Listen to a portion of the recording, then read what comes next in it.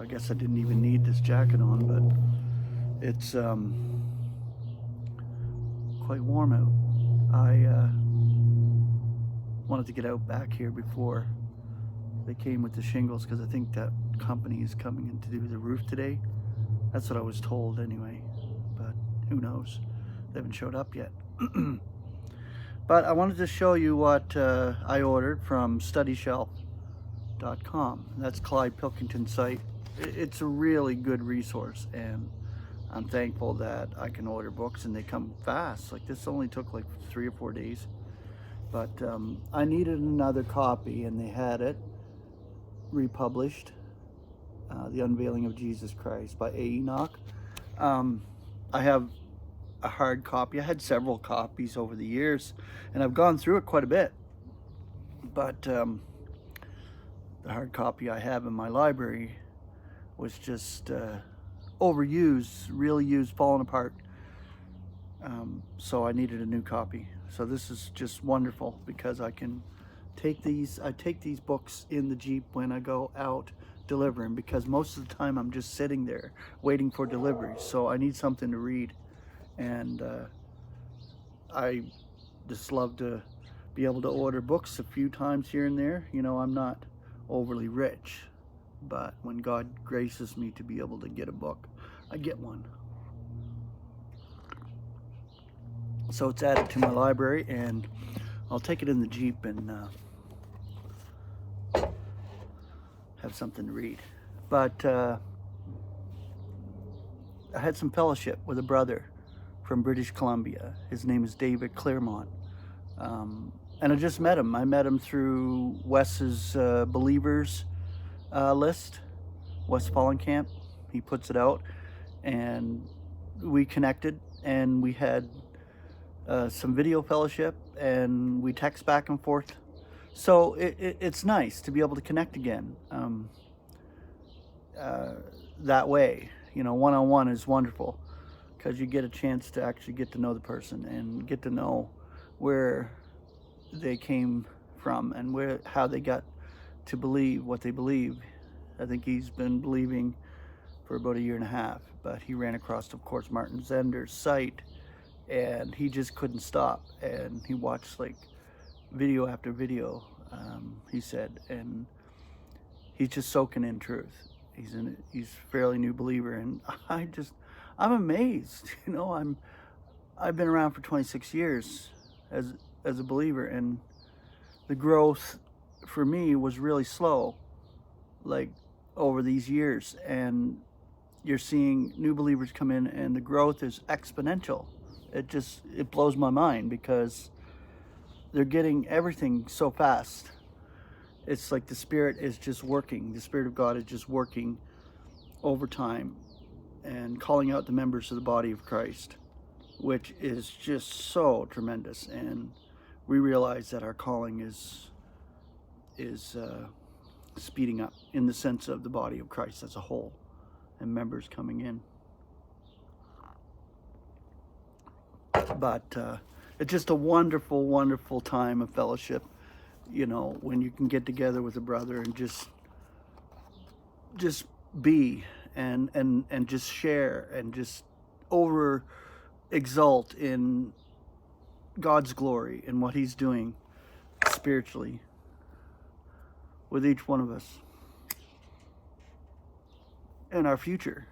I love talking about our future, the celestials, what we will be doing, what our job will be to reconcile celestial beings, to bring about the reconciliation of all.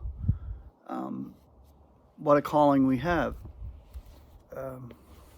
You know, and I think we talked quite a bit about how the aerial forces and the wicked forces are just trying to every tactic to destroy what God is putting together, to no avail, because they're not able to complete what they really would like to do, and that is kill us. I mean, really kill us. These wicked beings would love us to be dead, Satan himself. But God preserves us with an invisible force, an invisible panoply of invisible protection that is so grand and so awesome. We're protected moment by moment every day. And me and David, we talked about our moments in the day where it could have went different, but it couldn't have went different because God orchestrates it and protects us. So he keeps us out of danger.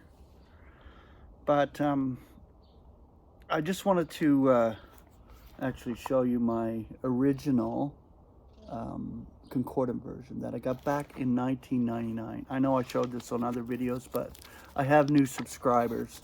And this was given to me by a homeless guy named Steve Rosema in 1999, and I've had it since.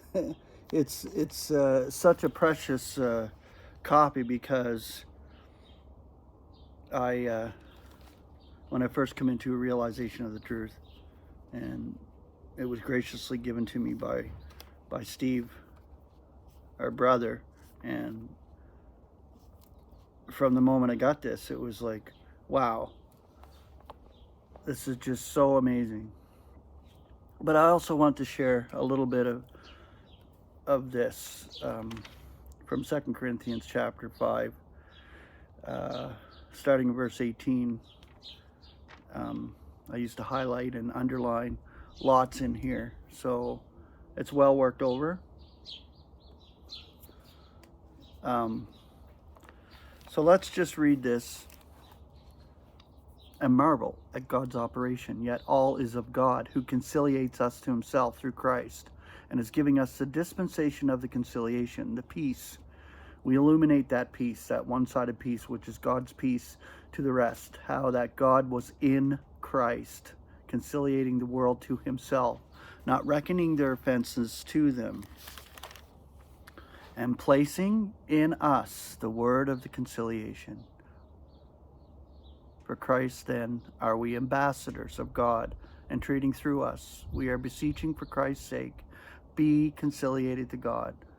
For the one not knowing sin, he makes to be a sin offering for our sakes, that we may be becoming God's righteousness in him. So that's our plea. Be conciliated to God. It's amazing, and we have that illumination in us wherever we go. No matter what situation we're in, no matter what condition we're in, God illuminates that through us, no matter what, because we are at peace with God. We're already reconciled to God the Father through Christ, not of our own doing. It's his God-given gift, so we give it out on a daily basis. Grace and peace.